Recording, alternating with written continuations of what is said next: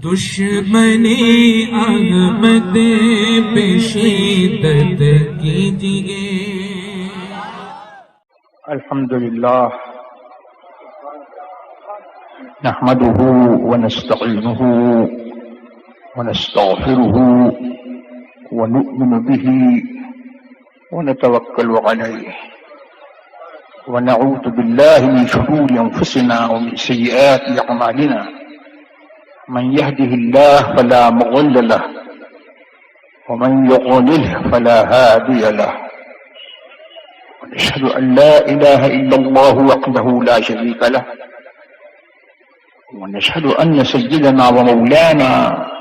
محمدا عبده ورسوله بالهدى ودين الحق أرسله صلى الله تبارك وتعالى عليه وعلى آله وصحبه أجمعين وبارك وسلم أبدا. أما بعد، أعوذ بالله من الشيطان الرجيم. لقد تاب الله على النبي والمهاجرين والأنصار الذين اتبعوه في ساعة العسرة. صدق الله مولانا العلي العظيم وبلغنا رسوله النبي الكريم الأمين المكين ونحن على ذلك لمن الشاهدين والشاكرين والحمد لله رب العالمين. غوث اعظم بمنی بسر اسامہ مدد قبلہ دی مدد کعبہ ایماں مدد توار کرم تست من عینی را اے خدا جویو خدا بینو خدا دا مدد. تاخیر تو بہت ہو چکی، اب ہمارے میزبان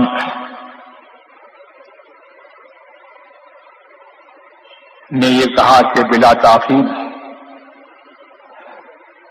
میں تو بہت دیر سے یہ سوچ رہا تھا کہ بلکہ اس سے پہلے بھی میں یہاں آنے کے لیے تیار تھا، سوچ رہا تھا کچھ سنا دوں گا.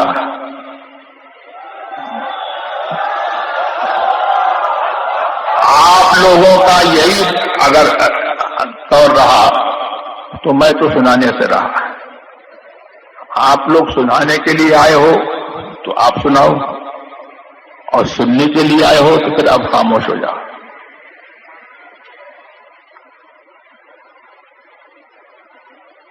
میں اپنی طبیعت کی وجہ سے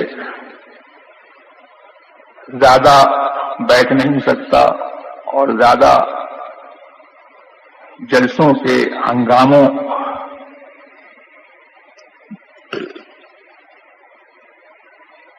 کا معاملہ میری طبیعت کے لیے سازگار نہیں ہے. بہرحال اب دیر سے ہی صحیح کچھ سنانا ہے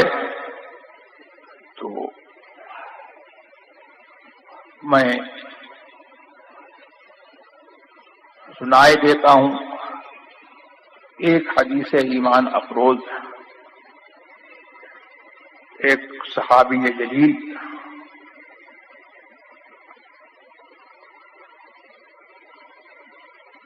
کی حکایت پر اور ان کے قصے پر مشتمل جو بخاری شریف میں مروی ہے، وہ حدیث میں یہاں پر سنانا چاہتا ہوں جس سے اندازہ لگے گا کہ صحابہ کرام رضوان اللہ تبارک و تعالی علیہم اجمعین حضور سرور عالم صلی اللہ تبارک و تعالی علیہ وسلم سے کیسی محبت فرماتے تھے، اور ان کی محبت کو انہوں نے اپنے رشتوں کی بنیاد کس طرح سے بنایا تھا، اور حضور سرور عالم صلی اللہ تبارک و تعالی علیہ وسلم کی حکم کی تعمیل کا ان کے اندر کیسا جذبہ تھا، اور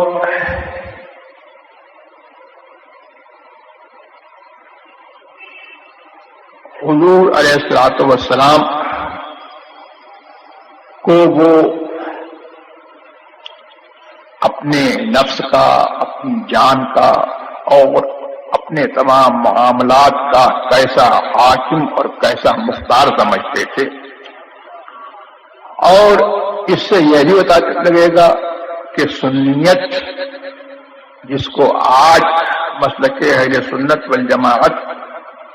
کے نام سے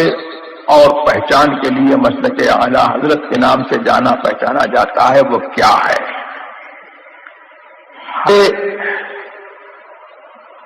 عبداللہ ابن کعب ابن مالک رضی اللہ تبارک و تعالی عنہ سے یہ حدیث بخاری شریف میں مروی ہے۔ کعب ابن مالک کے بیٹے عبداللہ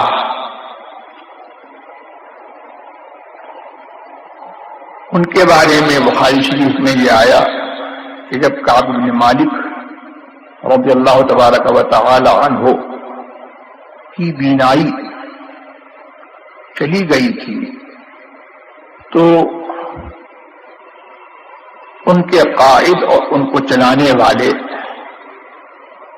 وہی ان کے بیٹوں میں تھے۔ ان سے حضرت کعب بن مالک رضی اللہ تبارک و تعالی عنہ نے اپنی آپ بیتی بیان کی۔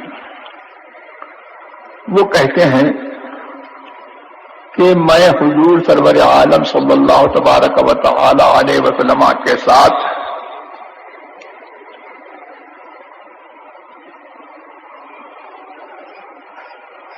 میں نے حضور کے ساتھ 12 غزوے کیے، اور میں کسی غزوے میں حضور سے پچھڑا نہیں،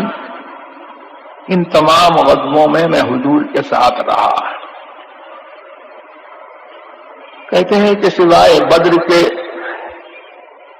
اور یہ بھی بتاتے ہیں کہ بدر کا غزوہ یہ اچانک ہو گیا تھا، اس کی پہلے سے کوئی تاریخ وغیرہ مقرر نہیں تھی۔ تو حضور سرور عالم صلی اللہ تبارک و تعالی علیہ وسلم نے جو لوگ اس بدر کے غزوے میں شریک نہ ہوئے ان پر حضور نے کوئی ملامت نہیں فرمائی۔ پھر یہ فرماتے ہیں کہ مجھے یہ مضمون ہے، میں اس کا معنی بیان کر رہا ہوں کہ اللہ تبارک و تعالی نے حضور سے بیعت کی جو سعادت نصیب فرمائی لیلۃ العقبہ میں، عقبہ والی رات میں، اس سعادت پر وہ فخر کرتے ہوئے فرماتے ہیں کہ میری یہ تمنا نہیں ہے کہ مجھے بدر کا غزوہ اس کے بدلے بدر کے غزوے کی حاضری نصیب ہوتی، اگرچہ بدر کی جنگ کا شہرہ لوگوں میں زیادہ ہے۔ اس کے بعد کہتے ہیں کہ میں تمام غزووں میں حضور کے ساتھ شریک رہا، غزوہ تبوک کے علاوہ، کہ غزوہ تبوک میں میں پیچھے رہ گیا، اور حضور سرور عالم صلی اللہ تبارک و تعالی علیہ وسلم کی عادت کریمہ یہ تھی کہ جب کسی غزوے کے لیے تشریف لے جاتے تو جہاں جانا ہے اور جو آخری منزل ہے اس کا پتہ نہیں بتاتے تھے، بلکہ توریے کے طور پر صراحتاً حضور نبی کریم صلی اللہ تبارک و تعالی علیہ وسلم نے صریح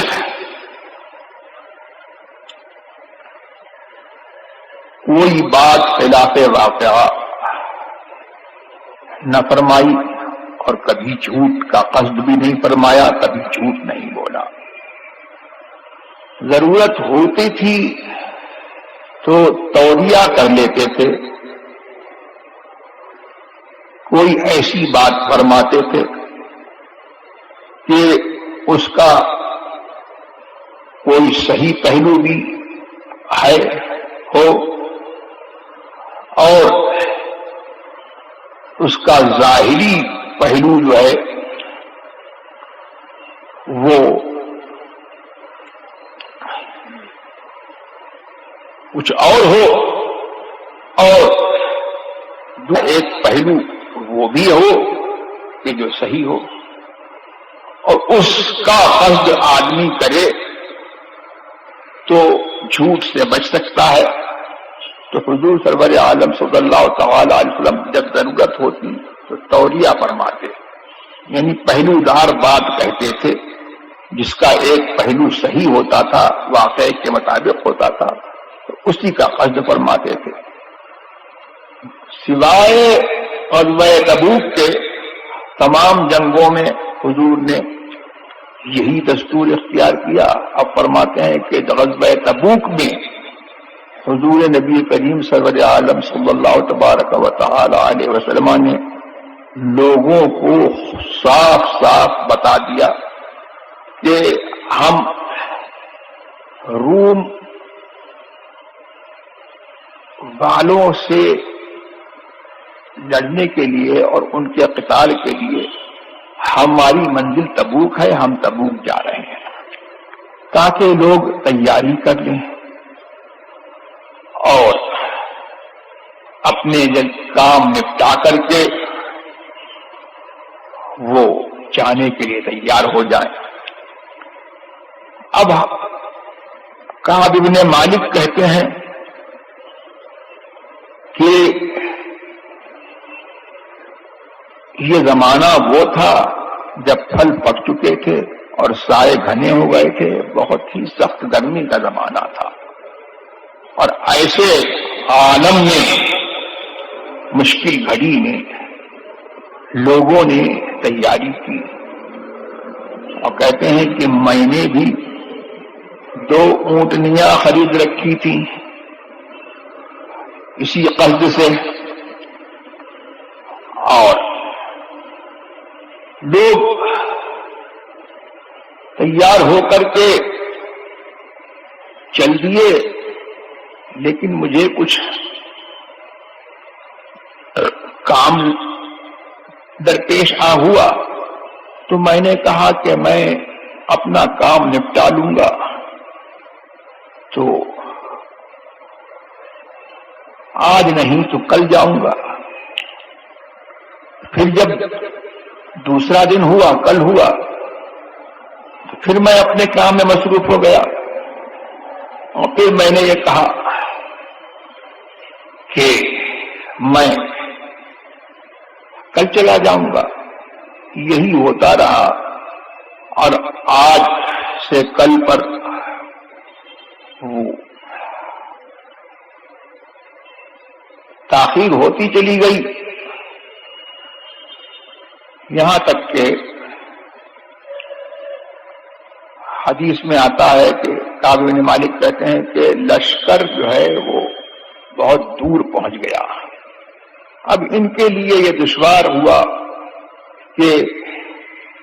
یہ حضور سرور عالم صلی اللہ علیہ وسلم سے جا ملیں اور لشکر میں شریک ہو جائیں۔ اب یہ پچھڑ کر کے رہ گئے، اور ان کو اپنے دل میں یہ فکر لائق اور اپنے دل میں ملامت کرتے تھے، اور بازاروں میں جب نکلتے تھے تو یہ کہتے تھے کہ مجھ کو اس بات سے تکلیف ہوتی تھی کہ مجھے لوگ دیکھیں تو میرے اوپر نفاق کی اور منافق ہونے کی تہمت لگائیں،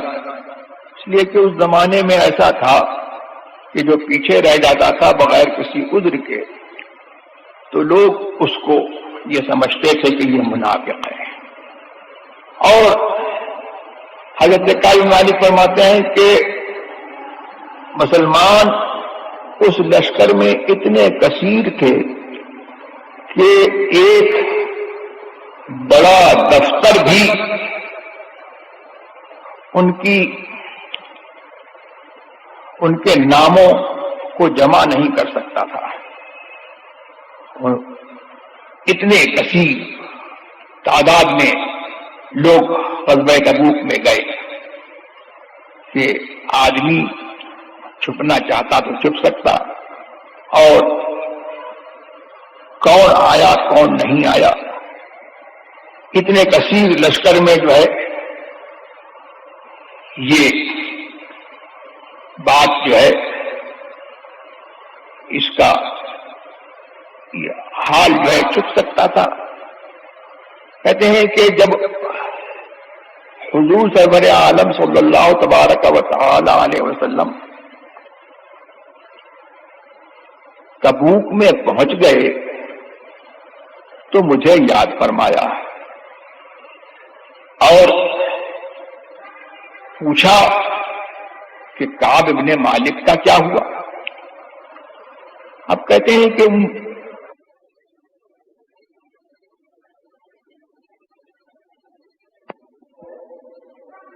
پوچھا کہ کعب ابن مالک کا کیا ہوا۔ اب کہتے ہیں کہ کسی شخص نے یہ کہا کہ ان کو جنگ میں آنے کی فرصت کہاں ہے، وہ تو اپنے حال میں خوش ہیں اور ان کا جو لباس ہے دائیں بائیں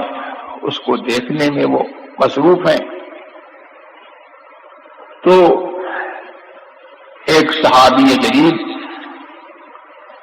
غالباً معاذ بن جبل یا کوئی اور صحابی جن کا میں نام بھول رہا ہوں، انہوں نے اس شخص سے کہا کہ تو نے کتنی بری بات کہی، اور پھر حضور سے مخاطب ہو کر کے کہا یا رسول اللہ، اللہ کے رسول، ہم تو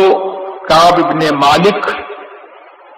کے بارے میں جو کچھ جانتے ہیں وہ خیر ہی ہے، اس سے کیا پتہ لگا کہ صحابہ کرام رضوان اللہ تبارک و تعالی علیہم اجمعین کا دستور یہ تھا کہ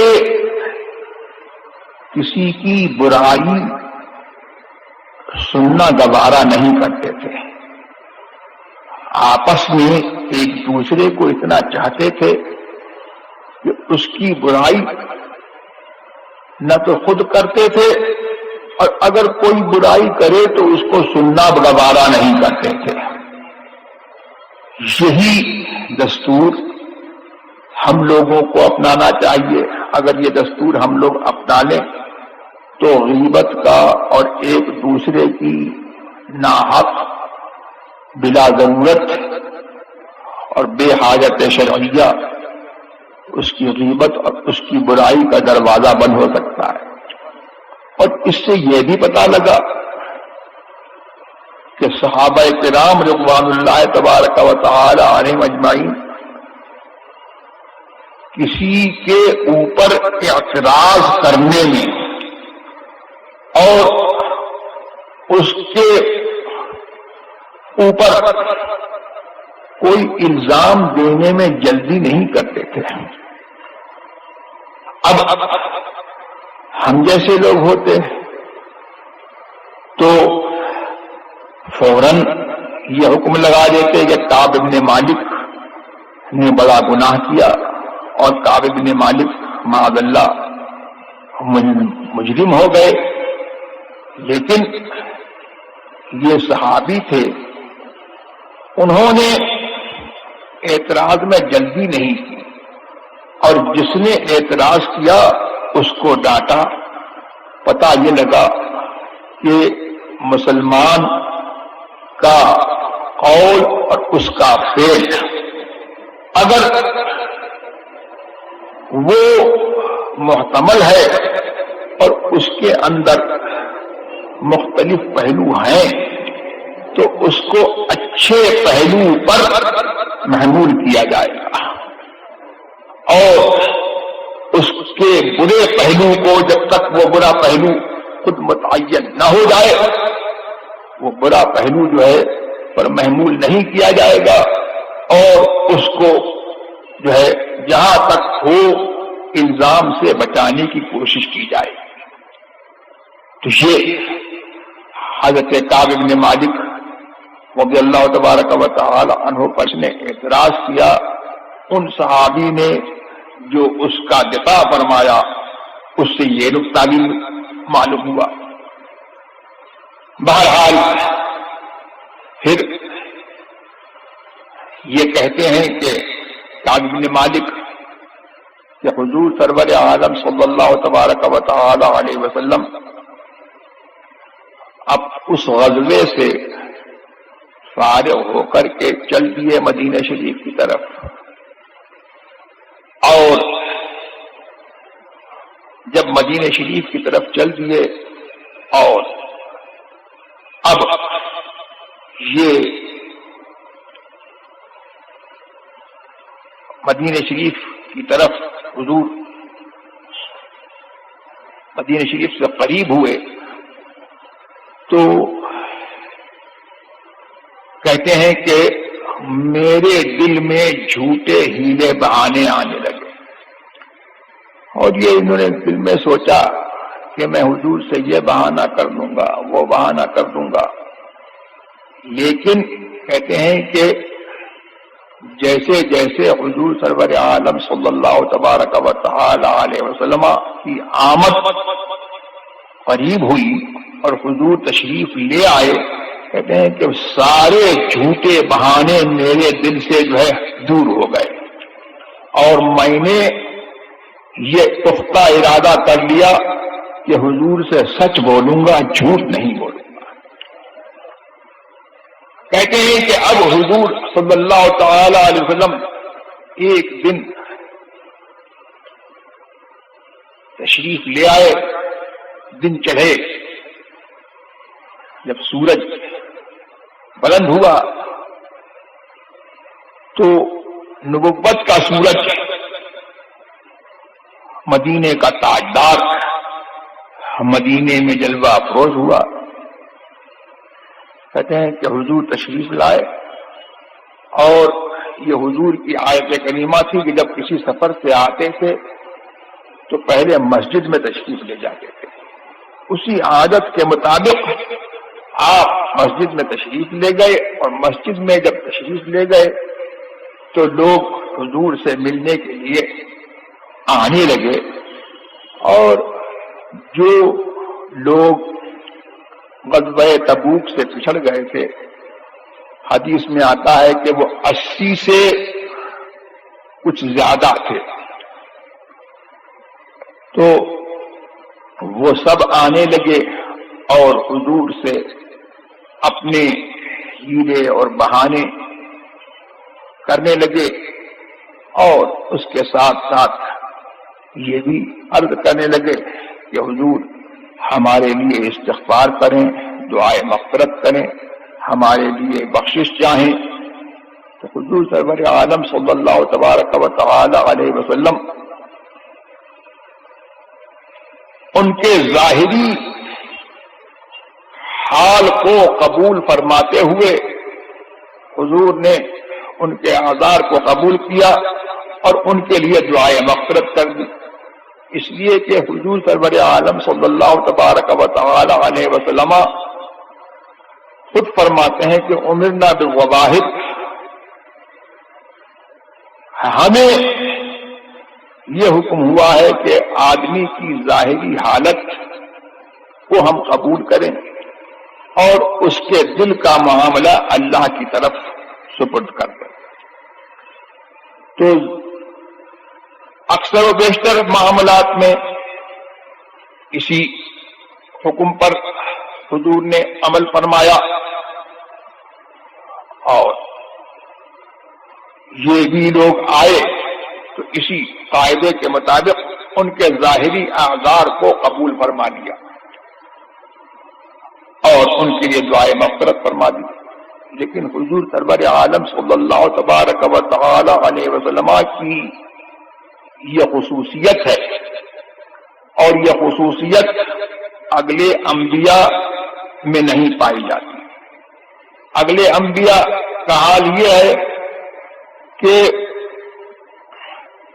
کچھ کو یہ حکم تھا کہ وہ ظاہر پر عمل کریں، اور کچھ کو یہ حکم تھا کہ وہ باطن پر عمل کریں. دل میں جو ہے اور جو حقیقت میں جو معاملہ ہے اس حقیقت پر عمل کریں، ظاہر پر عمل نہ کریں. جیسے حضرت خضر علی نبینا وعلیہ الصلوۃ والسلام کہ ان کو یہ حکم تھا کہ وہ باطل پر عمل کریں، اسی لیے انہوں نے چند کام ایسے کیے جس پر حضرت موسیٰ علیہ الصلوۃ والسلام نے اعتراض فرمایا، اس لیے کہ وہ ظاہر شریعت کے اعتبار سے وہ کام خلاف ظاہر تھے، ان کی نظر میں ظاہر میں خلاف شرع تھے. تو انہوں نے یہ کہا کہ یہ کیسے آپ نے کر دیا، ایک پاکیزہ جان کو آپ نے مار ڈالا، قتل کر دیا، بہت برا کیا. اور اسی طرح سے جب وہ کشتی میں چلے تو اس کشتی میں آپ نے سوراخ کر دیا، کشتی کو چیر دیا اور اس کو عیبدار کر دیا. آپ نے کہا کہ یہ آپ نے کیا کام کیا؟ کیا آپ نے کشتی کو اس لیے پھاڑا کہ جو کشتی میں سوار ہیں ان کو آپ ڈبو دیں؟ آپ نے بہت بڑا کام کیا. اور ایسے ہی جب ایک بستی سے گزرے، وہاں کے لوگوں نے آپ کو کھانا نہیں کھلایا، کھانے کی ضرورت تھی، اور ان دونوں حضرات نے کھانا طلب کیا تو انہوں نے کھانا دینے سے اور مہمان نوازی سے انہوں نے انکار کیا. وہاں ایک دیکھا کہ ایک دیوار ہے، وہ ڈھہنا چاہتی ہے، گرنا چاہتی ہے، منہدم ہونے کے قریب ہے. تو ان کا معجزہ تھا کہ انہوں نے اس طرح سے انگلی سے اشارہ کر دیا، وہ دیوار سیدھی ہو گئی. حضرت موسیٰ علیہ السلام نے فرمایا کہ آپ چاہتے تو اس پر اجرت لے لیتے. تو یہاں سارے اس قصے کی تفصیل کا وقت نہیں ہے، بات ڈوب جائے گی. ان تمام مثالوں میں حضرت خضر علی نبینا والصلاۃ والتسلیم نے باطن پر عمل کیا، اور اس میں قرآن شریف میں یہ ہے کہ جب اس دیوار کو آپ نے سیدھا کیا تو اس کی وجہ یہ بتائی کہ یہ دیوار، اس کے نیچے دو یتیموں کا خزانہ تھا اور ان کا باپ نیک آدمی تھا. یعنی کیا پتا چلا کہ اس کی نیکی اس بات کی سبب ہوئی، نیکی اس بات کی وجہ ہے، نیکی اس کی وجہ ہے کہ خضر نے یہ تصرف کیا کہ اس دیوار کو سیدھا کر دیا. تو وہ حدیث تفسیر میں آتا ہے کہ وہ جو باپ جس کو کہا کہ ان کا باپ جو ہے وہ نیک آدمی تھا، وہ ان کا باپ نہیں تھا بلکہ ساتویں پشت میں ان کا دادا تھا. تو اس سے پتہ لگا کہ آدمی کی نیکی جو ہے وہ آدمی کے کام بھی آتی ہے اور آدمی کی نیکی سے جو ہے دوسروں کا بھی بھلا ہوتا ہے، اور اس کے مر جانے کے بعد جو ہے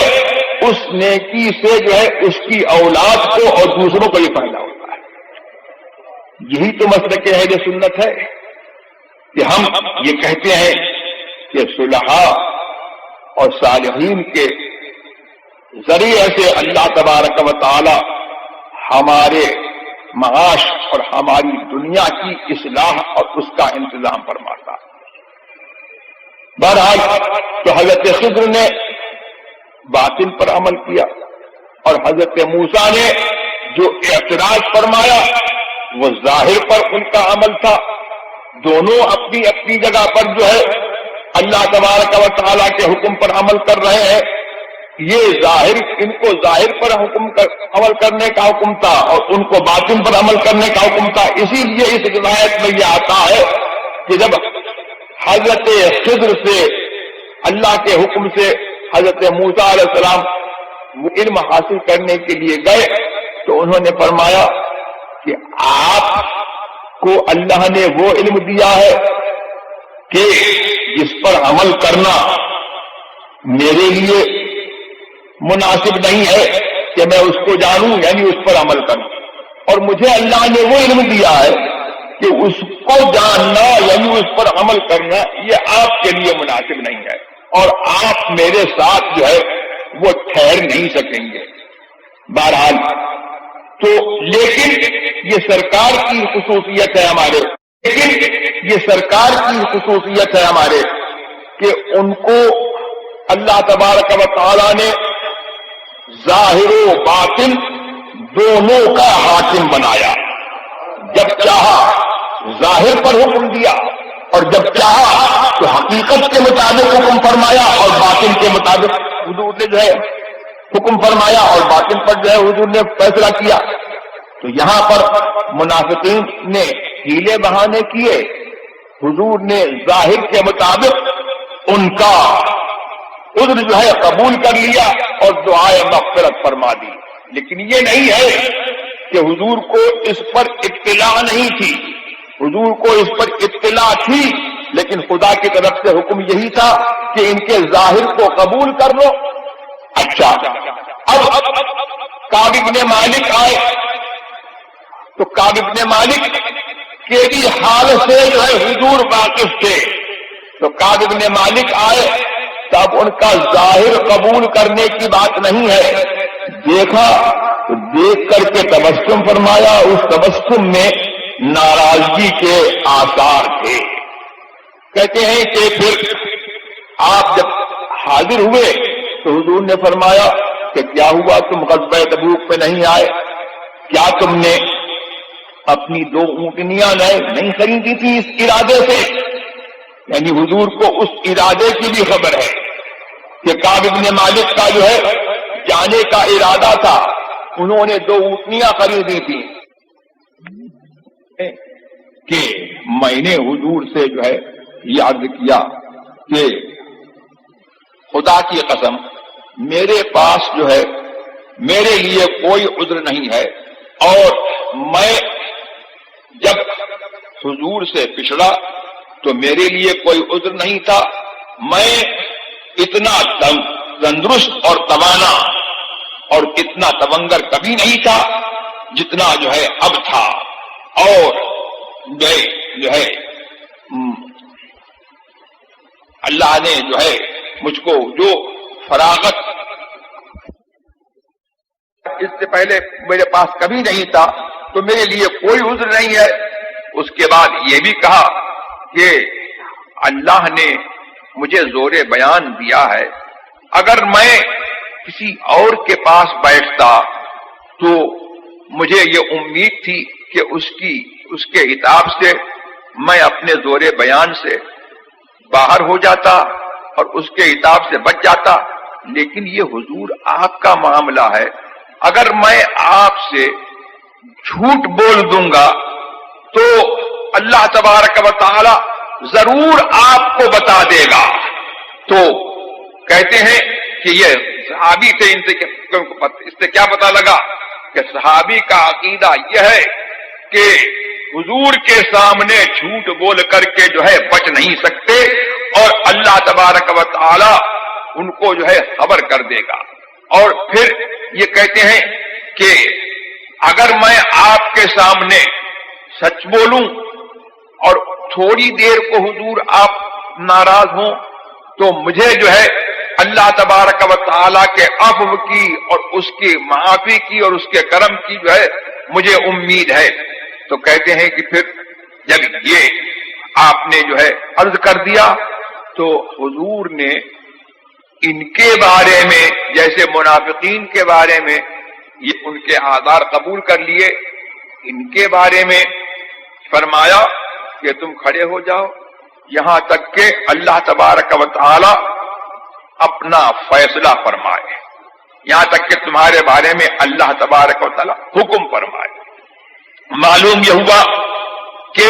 یہاں پر حضرت کعب بن مالک رضی اللہ تبارک و تعالی عنہ کے معاملے میں حضور نے ظاہر پر عمل نہیں فرمایا بلکہ حقیقت پر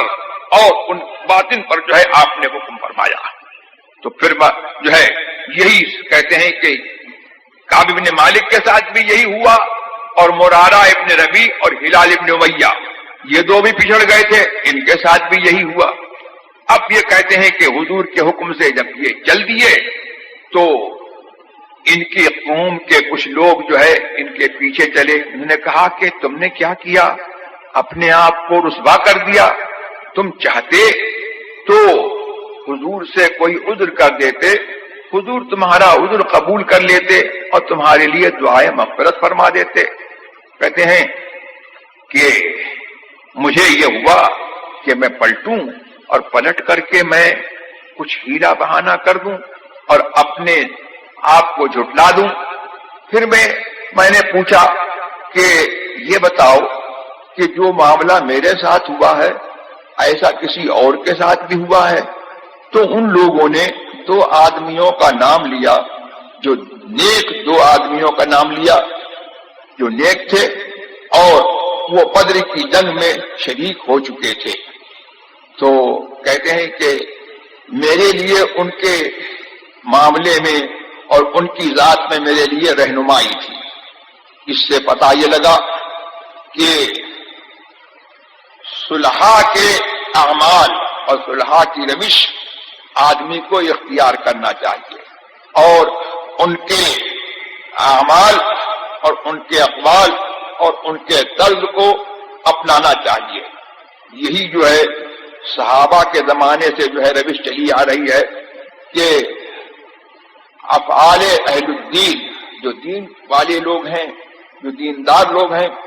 ان کے افعال سے تمسک کیا جاتا ہے اور ان کے افعال کو حجت قرار دیا جاتا ہے،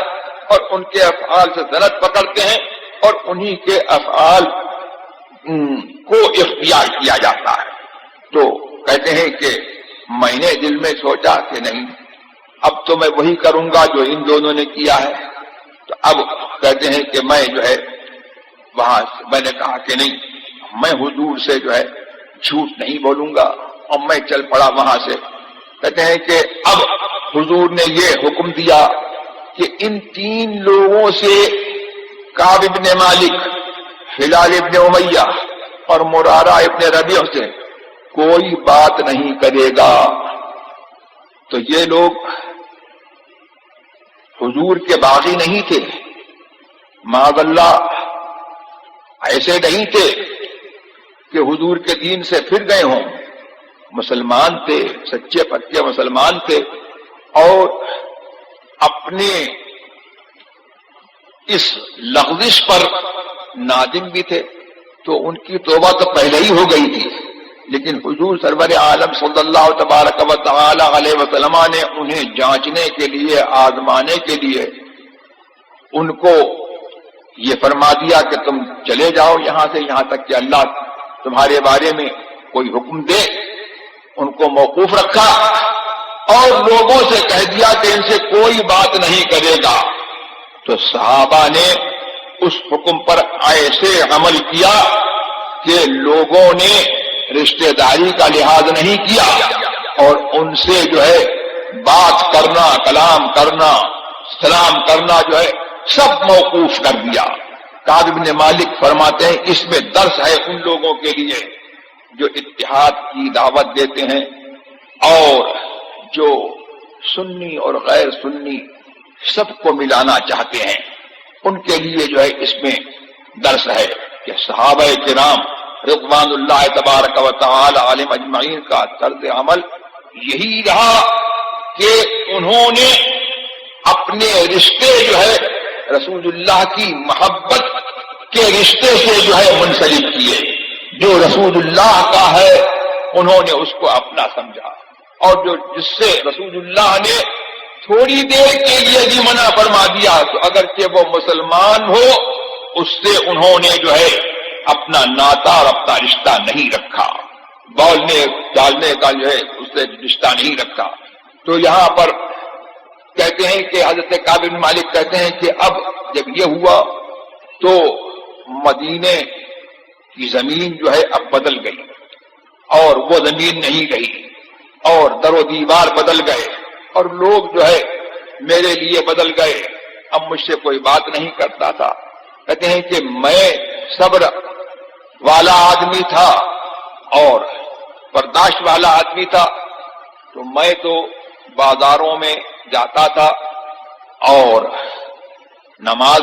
بھی حضور کے پیچھے پڑھتا تھا اور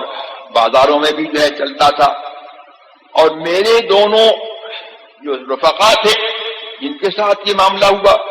کہتے ہیں کہ ان کا عجیب حال ہوا، وہ غم سے نڈھال ہو گئے اور نہایت ہی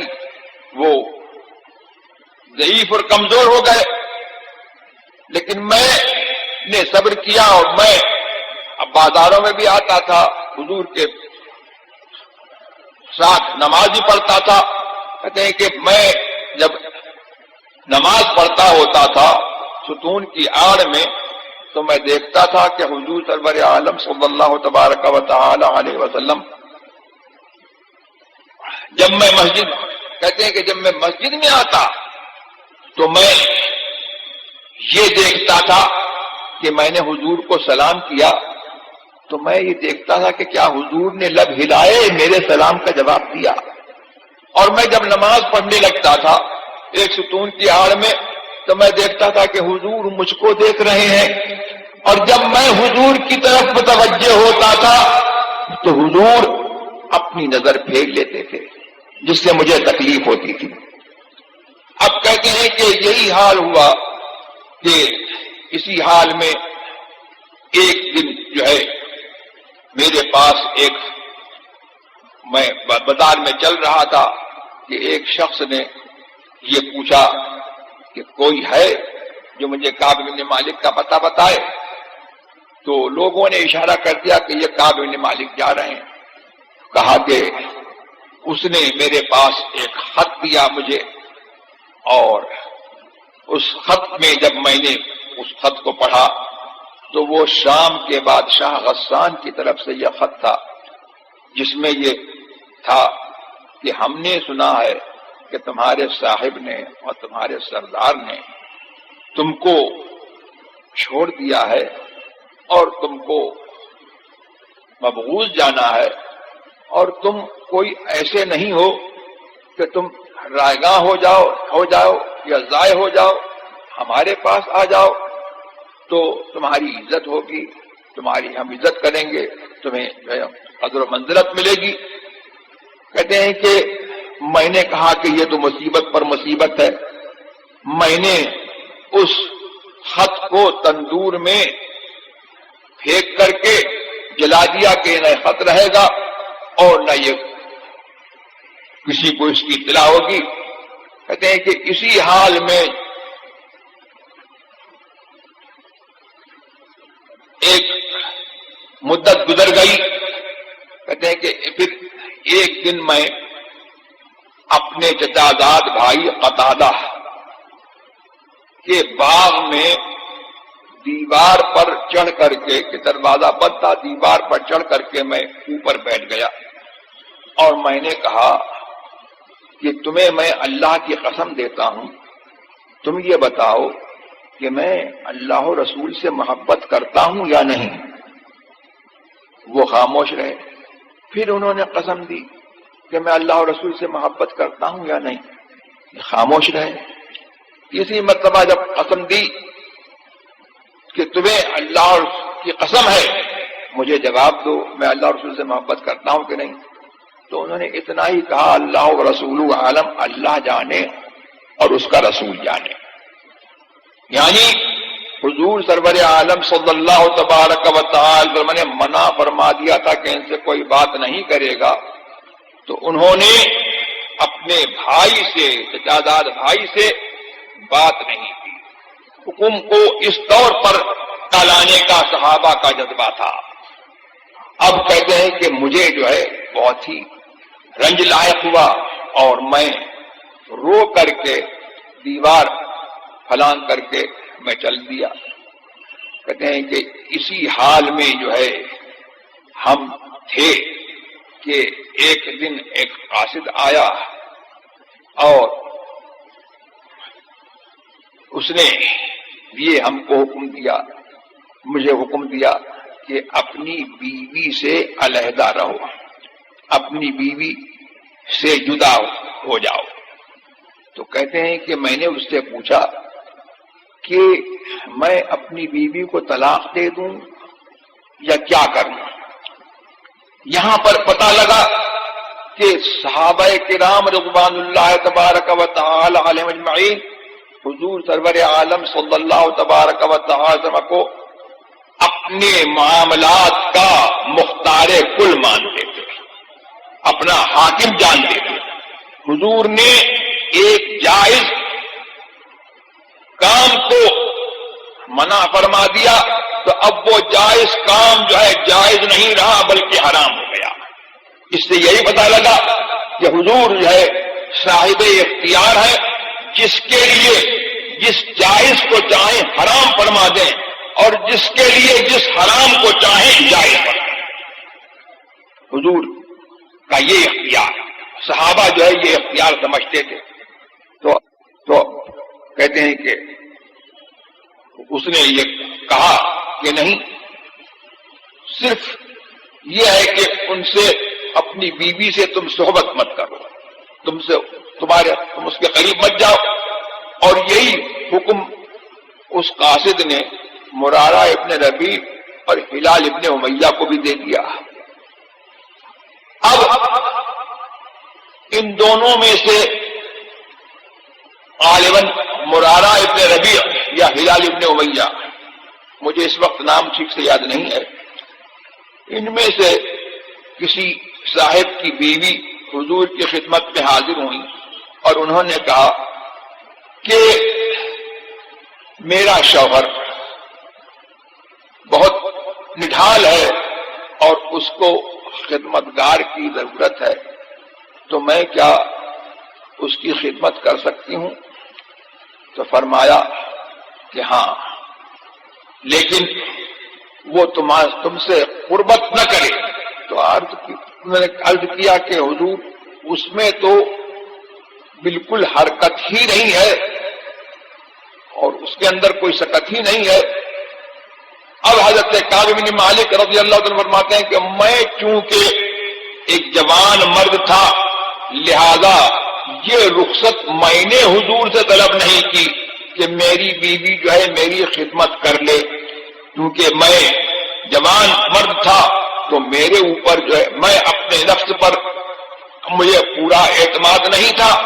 کہ حضور کے حکم میں کوئی سرتابی ہو جائے، کوئی لغزش ہو جائے اور حضور کے حکم کی تعمیل میں کوئی کمی ہو جائے، لہذا میں نے یہ رخصت طلب نہیں کی.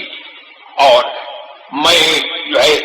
نے اس پر حضور حضرت کعب بن مالک نے اس پر عمل کیا کہ جتنی مدت تک ان کو جو ہے بیوی سے جدا رکھا گیا وہ اپنی بیوی سے جدا رہے. اب کہتے ہیں کہ اسی حال میں جو ہے 50 راتیں جو ہے وہ گزر گئیں. ایک دن فرماتے ہیں کہ میں اپنے مکان کی چھت پر بیٹھا ہوا تھا، صبح کو نماز پڑھ کر کے میں نے جو ہے اپنی مکان کی چھت پر بیٹھا تھا کہ جبل صلح سے ایک بشارت دینے والے نے مجھے بشارت دی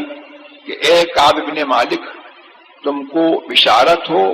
اللہ تبارک و تعالی نے تمہاری توبہ کو قبول کیا ہے۔ کہتے ہیں کہ ان کے پاس جو ہے اس کی آواز وہ اس کے گھوڑے سے پہلے آئی، تیز آئی اور وہ پھر اپنا گھوڑا بھگا کر کے چلا کر کے آیا، اور کہتے ہیں کہ میں اتنا خوش ہوا کہ میرے تن کے اوپر اس وقت 2 کپڑے تھے، اور میں نے اپنے وہ دونوں کپڑے بدل کر کے اس شخص کو دے دیے، اور پھر میں حضور کی خدمت میں حاضر ہوا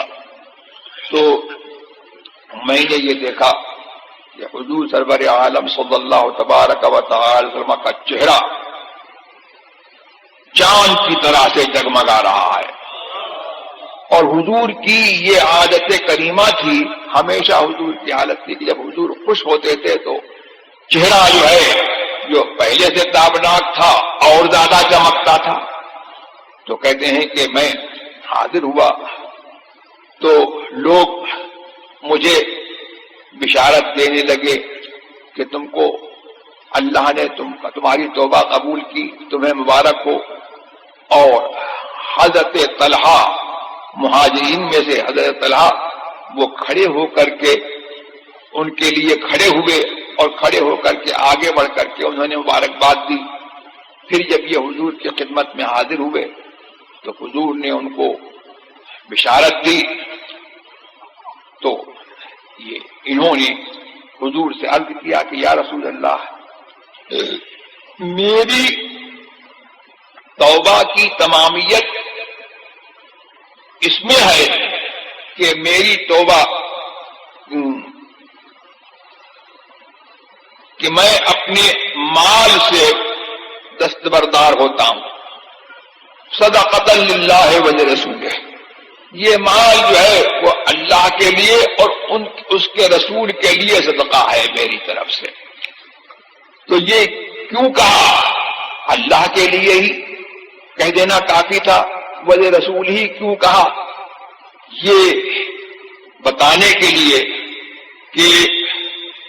جب تک رسول کی رضا نہیں ہوگی اور جب تک رسول کا وسیلہ نہیں ہوگا، اللہ تبارک و تعالی کی بارگاہ میں کوئی عبادت جو ہے قبول نہیں ہوگی۔ تو اب حضرت کعب بن مالک نے جب یہ عرض کر لیا تو حضور نے فرمایا کہ اپنے لیے کچھ مال بچا کر کے رکھو، یہ تمہارے لیے بہتر ہے۔ تو کہا کہ خیبر میں جو میرا حصہ ہے میں اس کو روک لیتا ہوں۔ اس کے بعد یہ کہتے ہیں کہ اللہ تبارک و تعالی نے اسلام کے بعد اور ایمان کے بعد میرے اوپر سب سے بڑی نعمت جو کی وہ یہ کہ میں نے رسول سے سچ بولا، اور کہتے ہیں کہ اس کا